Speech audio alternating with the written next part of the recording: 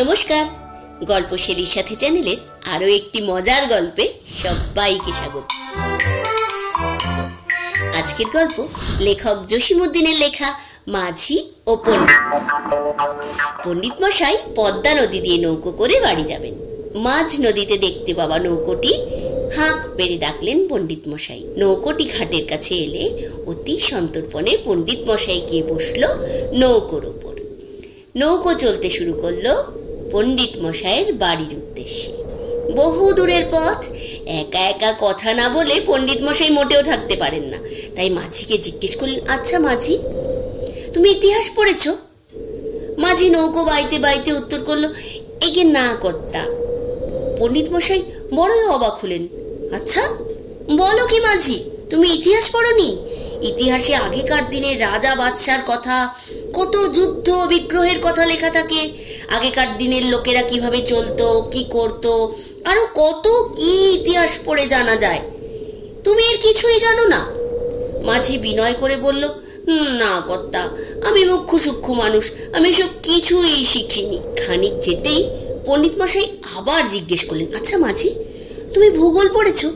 মাঝি বলল, না কর্তা। পণ্ডিত মশাই বললেন, মাঝি, তোমার জীবনই বৃথা। পৃথিবীটা গোলাকার, তার কোন কোনায় কোন দেশ, কোথায় কোন নদী, কোথায় কোন পাহাড়, কোন দেশের লোক কেমন, কোথায় কোন জিনিস পাওয়া যায়, এর সব কিছু ভূগোলে লেখা থাকে। সেই ভূগোল তুমি পড়নি? মাঝি, তোমার বেঁচে থেকে লাভ কি? মাঝি হাই তুলে নৌকো বাইতে লাগলো। খানিক বাদে পণ্ডিত মশাই আবার মাঝিকে জিজ্ঞেস করলেন, আচ্ছা মাঝি, তুমি বিজ্ঞান পড়েছ? মাঝি আগের মতোই উত্তর করলো, একে না কর্তা। বলো কি মাঝি, আজ পৃথিবী বৈজ্ঞানিকদের মুঠোর মধ্যে। কেন রোদ হয়, কেন বৃষ্টি হয়, কোথা থেকে বিজলি আসে, ইলেকট্রিক, রেডিও, উড়োজাহাজ আর অ্যাটম বোম কিসে হয়, এর সব কিছুই বিজ্ঞান পড়লে জানা যায়। আজ বিজ্ঞানের জোরে মানুষ চাঁদে যাচ্ছে। মাঝি, তুমি কিছুই জানো না। বেঁচে থেকে তুমি মরার মতোই হয়ে রয়েছো মাঝি, তোমার জীবনই বৃথা। এমন সময় আকাশের কোণায় একখণ্ড মেঘ দেখা দিল।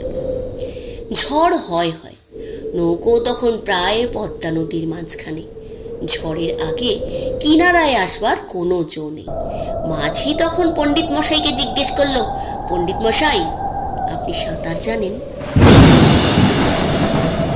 আকাশে যে মেঘ করেছে, ঝড় এলো বলে। পণ্ডিত মশাই ভয় ভয় বললেন, না মাঝি, আমি তো সাঁতার জানি না।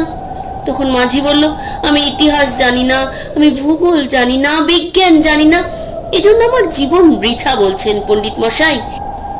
এত জেনেও একমাত্র সাঁতার না শেখাতে আপনার জীবনও বৃথা হতে চলল পণ্ডিত মশাই। কথা বলতে বলতে আকাশ ঘন কালো মেঘে ভরে গেল। নদীতে ঝড় উঠে নৌকো ডুবিয়ে নিল। মাঝি সাঁতার কেটে তীরে উঠল। পণ্ডিত মশাই জলে ডুবে মারা গেল। তাহলে আজকের গল্পে আমরা কি শিখলাম? নিজের জ্ঞান নিয়েই কখনো বেশি অহংকার করতে নেই। কি জানি, আমার উল্টো দিকের মানুষটারও নিশ্চয়ই অন্য কোনো বিষয় অনেক বেশি জ্ঞান আছে, এই জন্য কারোকে ছোট করতে নেই। তাহলে বন্ধুরা, আজ আসি, নতুন গল্পের সঙ্গে আবার দেখা হবে।